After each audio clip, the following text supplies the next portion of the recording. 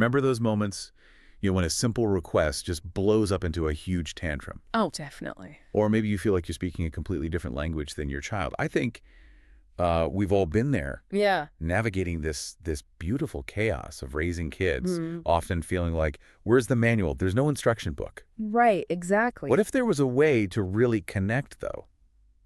To guide them, build resilient, confident kids without it feeling like a constant battle? Hmm. Well, today we've done a deep dive into exactly that.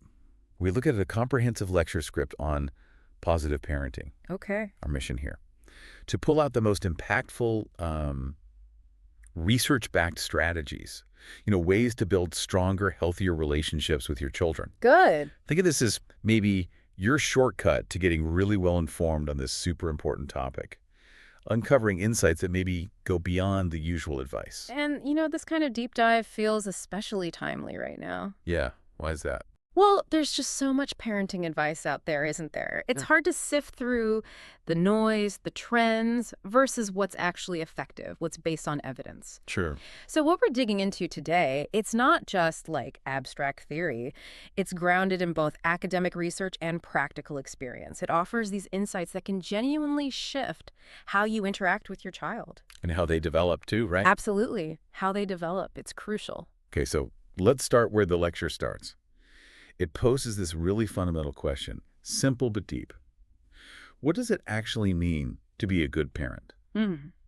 It's something we all grapple with, I think, often shaped by how we were raised or, what society expects. Right. And the lecture kind of reframes good parenting. It's not about like strict control. Okay. It's defined more as raising kids with love, guidance, and respect. So yes, setting clear, consistent boundaries is part of it, definitely. But it's just as much about actively nurturing their emotional needs. The real goal, as the source puts it, is creating a home where kids feel consistently safe, valued, and genuinely heard, like a real psychological haven. That's interesting. It shifts the focus from just managing behavior, doesn't it? Exactly. More towards creating this environment of safety and value. It sort of implies behavior is often just a symptom, maybe? That's a great way to put it. Behavior is a symptom, not the root issue itself. Okay, so this lecture, it breaks down the positive parenting approach into 4 key pillars. Right. Think of them like building blocks for that strong relationship they are. Connection, communication, consistency, and compassion. Yeah. So what do we start building? Well, the key thing is these pillars aren't separate ideas you just, tack on. They work together. They form a holistic framework. Okay, holistic, yeah. When you integrate them, you're not just fixing individual behaviors. You're fostering this whole ecosystem for growth, for emotional intelligence, resilience. You're nurturing the whole child. Got it. So let's lay down that first block, connection. The lecture really emphasizes this, saying children thrive when they feel connected to us. This bond, it says, gives them confidence, emotional security, almost like building that secure attachment we hear about. Precisely. And practically speaking, the source gives really tangible ways to build that connection. Like what? Well, it talks about dedicating quality time every day.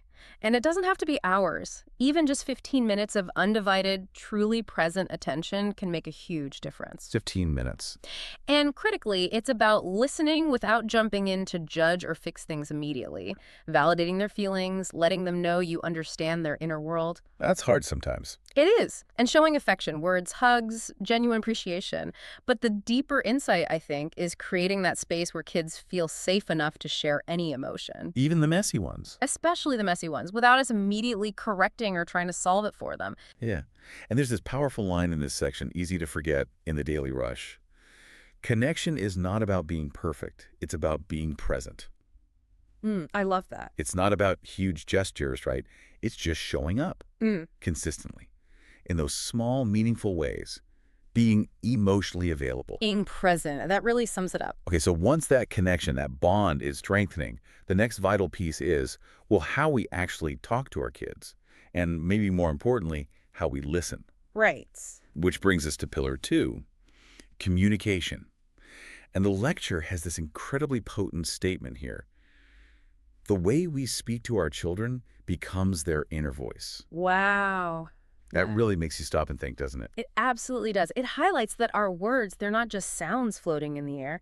They get internalized. They literally shape a child's self-perception, their self-talk. So what does good communication look like then, according to this? Well, it outlines several key strategies. Big one is using calm, respectful language, even when you're correcting behavior. Easier said than done sometimes. Oh, for sure. And it specifically warns against using sarcasm or threats, because punishment tends to trigger that fight or flight response, right? Yeah. Which actually shuts down the part of the brain needed for learning. Discipline, on the other hand, engages their developing frontal lobe. It helps them connect actions to consequences, fosters real understanding. Okay, so discipline engages, punishment shuts down. You got it. And it also suggests asking open-ended questions instead of, did you behave at school? Which is just a yes-no ask, how was your day? Get them talking more. Exactly. Encourage them to share their experiences, their feelings, not just give a simple answer. That makes sense. Yeah. But, let's be real. In the heat of the moment, screaming toddler, defiant teen, keeping that calm, respectful tone is, well, it's tough. It's incredibly difficult, no question. How does the lecture suggest parents handle their own frustration then, to actually stay calm? That's a really practical point. And the material does acknowledge, parenting isn't easy. It suggests things like just taking a brief pause. Mentally count to 10, maybe. Or even have a little phrase ready, something you can repeat to yourself before you respond. Like a little mantra. Kind of, yeah. It ties back to that idea of parental self-compassion we'll get to later. Managing your emotional state first, so you can help your child regulate theirs instead of just reacting. Right, co-regulation. Exactly. And remembering, often kids don't actually need advice from us. They just need to feel heard, understood. That often allows them to process their own feelings. Just being heard. That's powerful. And speaking of communication challenges, there's this common confusion that the lecture tackles directly, the difference between discipline and punishment. Oh, yeah, that's a big one. What's the distinction here? So punishment essentially makes a child suffer for breaking a rule. It's focused on the past misdeed. Okay. Discipline, though, is designed to teach. It helps a child learn how to make better choices in the future. It's about fostering self-regulation, internal understanding. Teaching versus suffering. Okay. And the lecture gives examples of this teaching focus, right? It does. Really clear ones. Like, instead of yelling, you explain the natural or logical consequences of their actions. Makes sense. It suggests using timeouts not as shaming, but as a chance for kids to cool down, to regulate their own emotions. A time in almost, to reset. Like a reset, okay? And really importantly, it pushes praising effort and improvement, not just the final success, which ties right into building that growth mindset we hear so much about. Right, praising the process, not just the win. Exactly. That distinction between discipline and punishment is so key for building long-term learning. You're helping the child understand the why behind the rules. So it becomes internal motivation. Precisely. Internal motivation, not just, doing it because they're scared of getting yelled at. You're helping build their inner moral compass. Okay, that leads us nicely into the third pillar, something every parent knows is crucial but challenging: consistency. Ah, yes, consistency. We've all been there, right? Yeah. Feeling like your kid has selective hearing or you're setting the same boundary for the zillionth time. The lecture says consistency is what helps kids feel secure because they learn what to expect. There's predictability. Exactly. And the practical advice is pretty straightforward. Be consistent with your rules and the consequences. Okay. Try not to change the limits just based on your mood, which is hard. Very hard. And always follow through with what you say you'll do. But the deeper thing here, the lecture suggests, is that consistency isn't just about routine. Oh, what else? It's about building these cognitive maps in a child's brain, helping them predict their environment. That predictability builds a fundamental sense of security and trust. Which impacts self-regulation later on. Directly impacts it, absolutely. And they give that really relatable example, don't they? The bedtime one? Yeah. If bedtime is 9 p.m., then it should be 9 p.m., not 9 one day and 10:30 the next. Right. It seems simple, but it highlights how kids learn predictability and, crucially, trust. Yeah, I think every parent listening felt that one. One night you're firm, the next you're exhausted and just caving. That consistency pillar really lands. Right. It does. It's foundational for trust. Okay, and that brings us to our fourth and final pillar: compassion. And this source does something interesting. It emphasizes compassion not just for the child, but also for the parent. Acknowledging, point blank, parenting is not easy. Yes.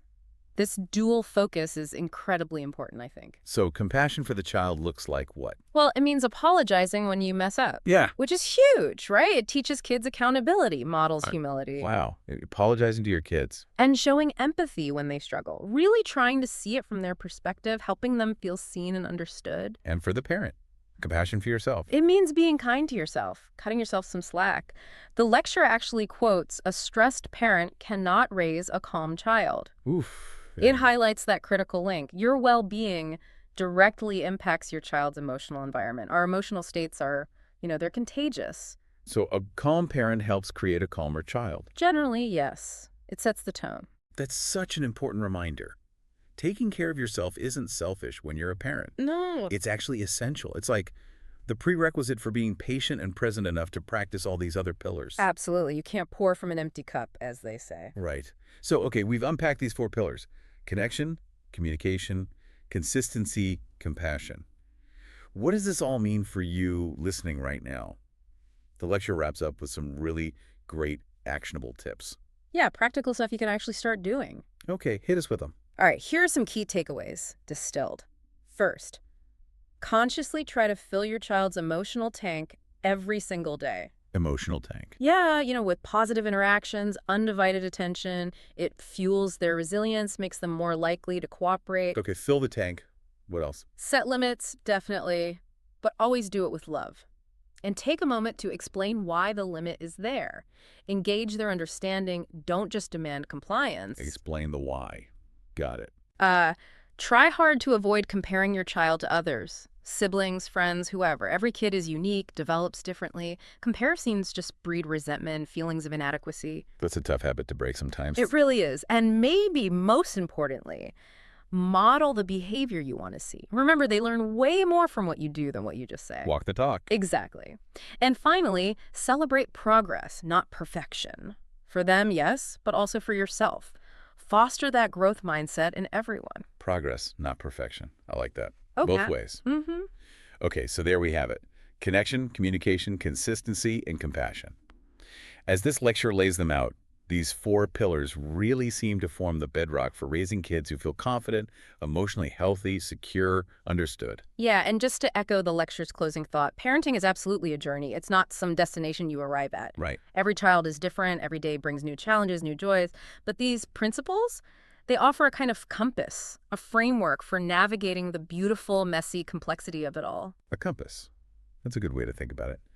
Okay, that leads us to a final thought for you, the listener, to kind of chew on. Okay. We talked about how our communication shapes our child's inner voice, right? And how consistency builds their mental map of the world. Mm-hmm. So given that, how might your own inner voice, the one shaped by your own upbringing, your experiences, how might that voice influence your ability to actually put these positive parenting strategies into practice? Interesting twist. Yeah.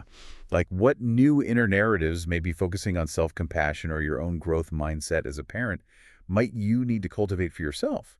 So you can better model that for your child and maybe in turn help shape their developing inner world in a positive way. That's a powerful question to sit with, how our inner world affects our parenting. Something to think about.